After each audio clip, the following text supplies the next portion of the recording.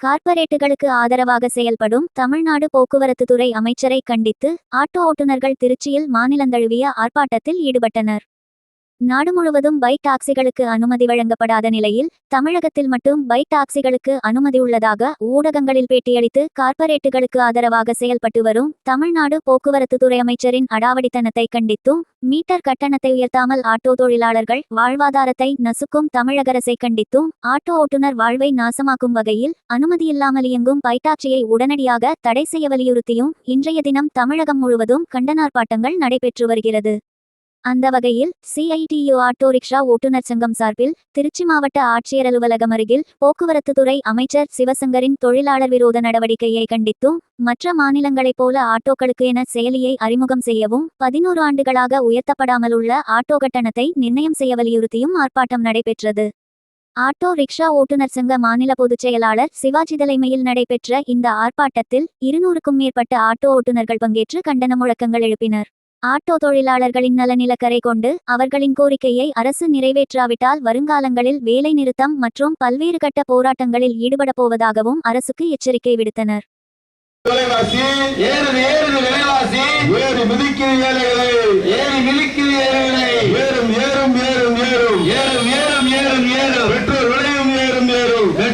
அரிசி விலையும் ஏறும் ஏறும், ஆட்டோ விலை மட்டும் ஏறாதா? ஆட்டோ விலை மட்டும் ஏறாதா? 500 ஆண்டு காலமா ஆட்டோ தொழிலாளரை வஞ்சிப்பதை தமிழக அரசு தனியை கண்டிக்கிறோம். கண்டிக்கிறோம். திரும்ப பெறு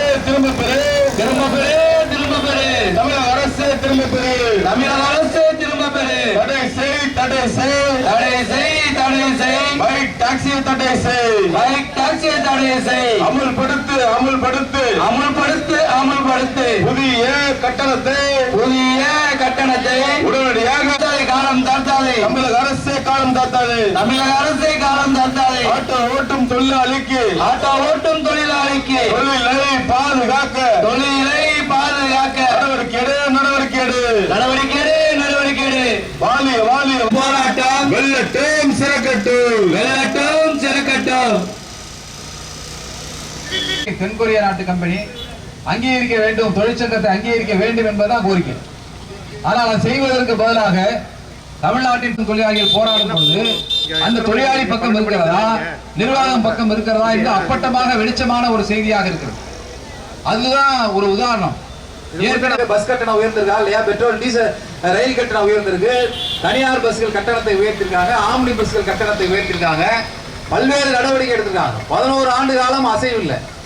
கடந்த 4 ஆண்டுகளுக்கு முன்பாக திருச்சியில நம்ம ஒரு முயற்சி எடுத்து நம்ம ஒரு குறைந்தபட்ச கட்டணத்தை தீர்மானித்த போது அந்த திருச்சி மாவட்ட ஆட்சித்தலைவர் அலுவலகத்திலிருந்து என்ன அறிவிப்பு வந்துன்னா, ஆட்டோ கட்டணத்தை தீர்மானிப்பதற்கு தமிழ்நாடு அரசாங்கத்துக்கு தான் அதிகாரம் இருக்கு, வேறு யாருக்கும் அதிகாரம் இல்லை. அப்படி யாராவது ஆப்பரிச்சு பண்ணிட்டு ஓலா ஊபர் நிறுவனம் என்பது அனுமதிக்கப்பட்டிருக்கா, சட்டப்பூர்வமா இருக்கா?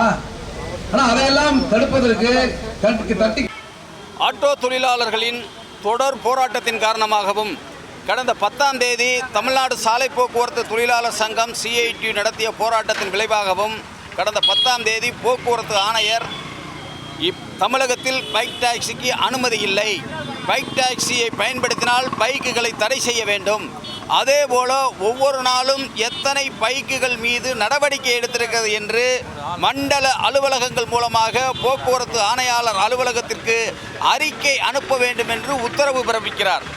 அவர் உத்தரவு பிறப்பித்த சில மணி நேரங்களில் போக்குவரத்து துறை அமைச்சர் சிவசங்கரன் அவர்கள் ஒன்றும் தெரியாமல், சட்டமும் தெரியவில்லை, நடைமுறையும் தெரியவில்லை, அவர் வாட்டுக்கு ஏதோ பைக் டாக்ஸிக்கு அனுமதி இருப்பதாகவும் ஒன்றிய அரசு அனுமதி கொடுத்ததாகவும் ஒரு பொய்யான அறிக்கையை பத்திரிகையிலே கொடுத்து ஆட்டோ தொழிலாளிக்கு எதிராக உண்மைக்கு புறம்பான ஒரு செய்தியை வெளியிட்டிருக்கிறார்.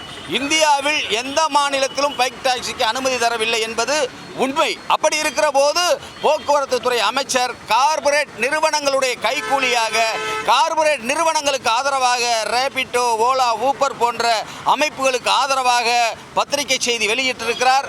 இந்த ஆர்ப்பாட்டம் என்பது தமிழ்நாடு ஆட்டோ தொழிலாளர் சம்மேளனம் CITU சார்பில் இன்றைக்கு மாநிலம் முழுவதும் நடைபெறுகிறது. போக்குவரத்து அமைச்சர் தான் வெளியிட்ட அறிக்கையை வாபஸ் வாங்க வேண்டும், போக்குவரத்து ஆணையாளர் வெளியிட்ட உத்தரவை அமுல்படுத்த வேண்டும் என்கிற வலியுறுத்தி தான் இந்த போராட்டம்.